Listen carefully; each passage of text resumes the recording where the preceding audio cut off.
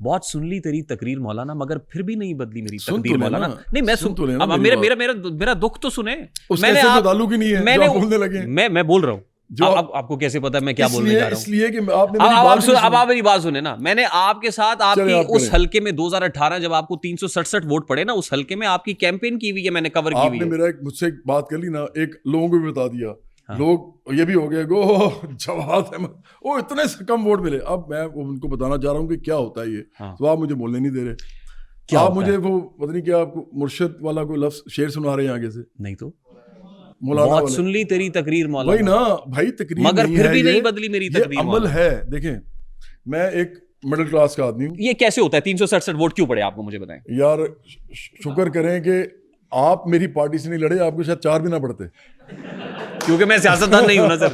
اس لیے نہیں, سیاستدان آپ بن بھی نہیں سکتے نا, پرابلم تو یہی ہے. اچھا یہ بھی آپ نے فتویٰ جاری کر دیا. سیاستدان بننے کے لیے سب سے پہلے چاہیے ہوتی دلیری.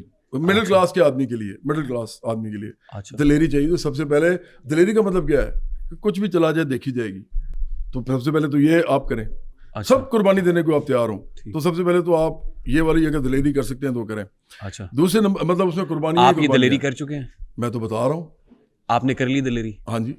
اب ہم واپس میں جاؤں ادھر؟ نہیں میں آپ کی دلیری بھی سننا چاہتا ہوں نا. یار اس سے بڑی دلیری اور کیا ہو سکتی ہے کہ عمران خان 2013 میں مجھے 4 دفعہ کہتا ہے پارٹی میں آنے کے لیے. ایک دفعہ لیاقت بلوچ کے سامنے کہتا ہے, وہ گواہ ہیں. ایک دفعہ 2 دفعہ کراچی میں بہت بڑے سنگر ہیں میرے ہم اثر ہیں, ان کا نام میں پتہ کیوں نہیں لے رہا, شہزاد روئے کی بات, میں نام نہیں لوں گا, شہزاد روئے جو مرضی آپ نام لیتے ہیں. وہ مجھے کہتا ہے کہ یار میرا نام نہ لیا کریں جواد بھائی. میں نے کہا اچھا یار جو اب وہ دلیری کرے نا. 2 دفعہ تو انہوں نے کہا نہیں یہ دلیری مطلب ایسی دلیری کروں جس سے میرے دوست کو نقصان ہو جائے, مطلب میں کیوں ایسی دلیری کروں. اب مصلحت اندیشی سے دلیری کرتے ہیں آپ؟ نہیں مصلحت اس کے لیے, میرے لیے نہیں ہے یہ, وہ اس کے لیے. اچھا میں چونکہ سوشلسٹ ہوں تو دوسروں کا خیال کرتا ہوں نا. اچھا تیسرے پہ ہم آ جائیں. تیسرا جو ہے وہ جہاز کے اندر انہوں نے مجھے وہ کیا, ایک ہم سفر کر رہے تھے تو اس کے اندر مجھے 4تھی دفعہ انہوں نے کہا, کس نے اور کہا پھر مجھے ٹیکسٹ کیا عمران خان نے یار پی ٹی آئی میں جانے کے لیے 2013 میں. اب آپ ذہن میں رکھیں ایک بات, پی ٹی آئی جو ہے عمران خان صاحب براہ راست آپ کو کہہ رہے تھے کہ آپ پی ٹی آئی میں آ جاؤ. میں وہی تو کہہ رہا ہوں آپ سے, براہ راست آپ کو کہہ رہے تھے, براہ راست کہہ رہے تھے. لیاقت بلوچ کبھی ان کو لے کے آئے, بلوچ تو پی ٹی آئی سے نہیں, وہ تو جماعت اسلامی سے لے کے آئے, وہ ادھر موجود میرے ساتھ بیٹھے ہوئے تھے جب انہوں نے یہ کہا. عمران خان صاحب آپ کو کہہ رہے تھے. ایک دفعہ تو انہوں نے یہ کہا تھا, اور 2 دفعہ اس آدمی کو کہا یار اس کو کہو, اور 4تھی دفعہ انہوں نے خود پھر کہا.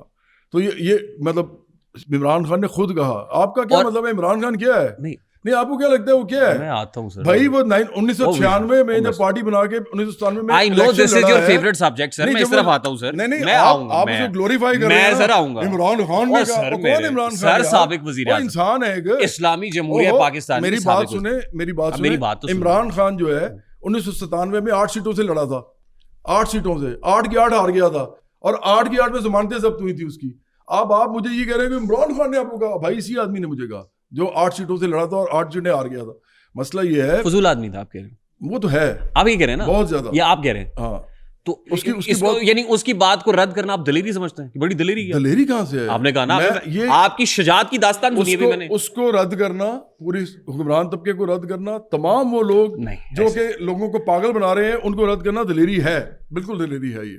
میں جو جن کو لوگ کچھ سمجھ رہے ہیں آپ ان کے خلاف بات کر رہے ہیں, اس لیے کیونکہ وہ آپ کی جو انسانی فلاح کا جو فلسفہ ہے اس کی راہ میں رکاوٹ ہے. سب سے زیادہ طاقتور کون ہے؟ سب سے زیادہ فلاح میرا جو طاقتور کون ہے سر اس وقت ملک میں؟ اس وقت میں نے آپ کو کہا تھا طاقت کے 2 اس وقت وہ ہیں. طاقت پتہ کس کے پاس ہوتی ہے؟ طاقت اس کے پاس ہوتی ہے جو چیزوں کو منوور کر سکتا ہے اور انفلوئنس کر سکتا ہے. سادہ سا سوال ہے, طاقتور کون ہے سر؟ مجھے آپ لیکچر دے رہے ہیں. پھر طاقتور کون ہے سر؟ کون سی طاقت؟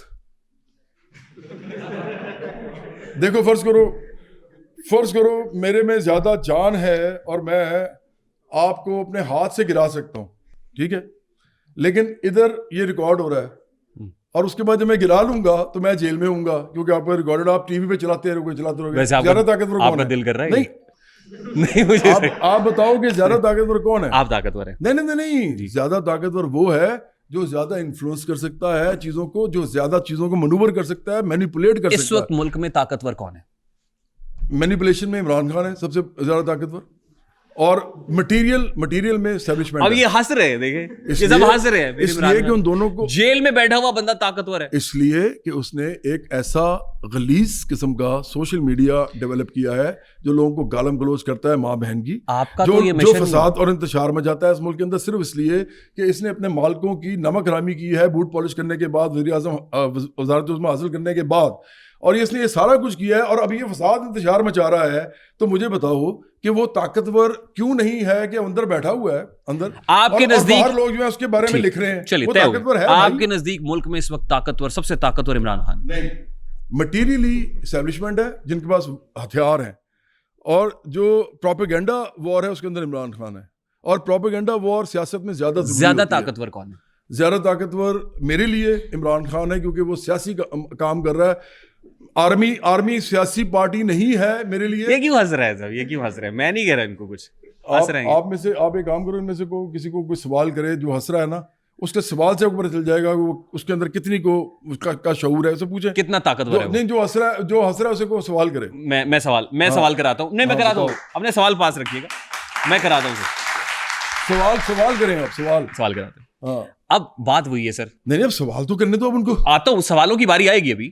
یہ سب اپنے سوال کر کے اٹھیں گے آج آپ سے. اب آپ سے بھی ڈر گئے. نہیں بھائی, آپ ان کو اگر سوال کیے بغیر یہاں سے کوئی چلا گیا میں ان کو آپ جائیں گے, میں نہیں جاؤں گا. میں ان کو ایجوکیٹ کرنے آیا ہوں. یہ کریں گے سوال آپ سے کہ میں نے سیاسی پارٹی بنائی ہے, انہوں نے نہیں بنائی, میں نے بنائی ہے. 367 ووٹ کیوں پڑے آپ کو اور کیوں ہار گئے آپ؟ جب میں الیکشن لڑا تھا نا, تو میں نے 3 لوگوں کے خلاف کاغذات جمع کرائے اور 3 لوگوں کے خلاف لڑا. وہ پتا تو کون 3 لوگ تھے؟ عمران خان, شہباز شریف اور بلاول بھٹو زرداری. ٹھیک. اچھا, نواز شریف اور آصف زرداری لڑے نہیں تھے, الیکشن نہیں لڑے تھے, تو اس لیے میں ان کے خلاف لڑنا چاہتا تھا. انہوں نے بلاول بھٹو کو آگے کر دیا, انہوں نے شہباز شریف کو آگے کر دیا, تو میں ان تینوں کے خلاف لڑ پڑا.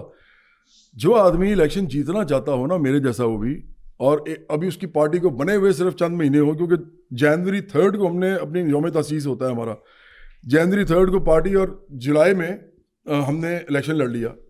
5 یا 6 مہینے بنتے ہیں. وہ ایسا آدمی کبھی بھی ایسی جگہ پہ الیکشن نہیں لڑتا جہاں وہ جیت نہ سکے. میں نے یہ صرف اور صرف ایک ایسا الیکشن لڑا تھا جو علامتی تھا. یہ علامتی الیکشن تھا کہ یہ تینوں سرمایہ دار پارٹیز ہیں, جاگیردار پارٹیز ہیں, وڈیروں کی پارٹیز ہیں, سیاسی پیر مرشدوں کی پارٹی ہیں, اور یہ وہ نہیں ہوتے وہ جو مافیاز, یہ ان کی پارٹی ہیں. تو اگر میں عام لوگوں کی پارٹی بنانا چاہتا ہوں تو میں ان کے سب سے بڑے لوگوں سے لڑوں گا, پارٹی کا جو بھی سب سے بڑا آدمی ہے. اب اس لیے مجھے اس سے کم ووٹ پڑے کیونکہ یہ الیکشن ان تینوں کا تھا. اصل میں تو نئی پارٹی تھی, اور میں اگر کسی ہلکے سے لڑتا, مجھے احمد میر کہتے ہیں کہ آپ یہ کیا کر رہے ہیں جواد صاحب, آپ نا ایک ہلکے سے لڑیں. تو میں نے کہا یار ایک ہلکے سے میں کیوں لڑوں, آپ کیوں مجھے کہہ رہے ہیں کہ ایک ہلکے سے لڑیں؟ کہتے تاکہ ادھر جیت سکے. میں نے کہا احمد صاحب میں لڑنا ہی نہیں چاہتا جیتنے کے لیے, میں لڑنا چاہتا ہوں نیوز بنانے کے لیے کہ ایک ایسی پارٹی بن رہی ہے, اور آگے جا کے لوگ اس پارٹی میں آئیں گے.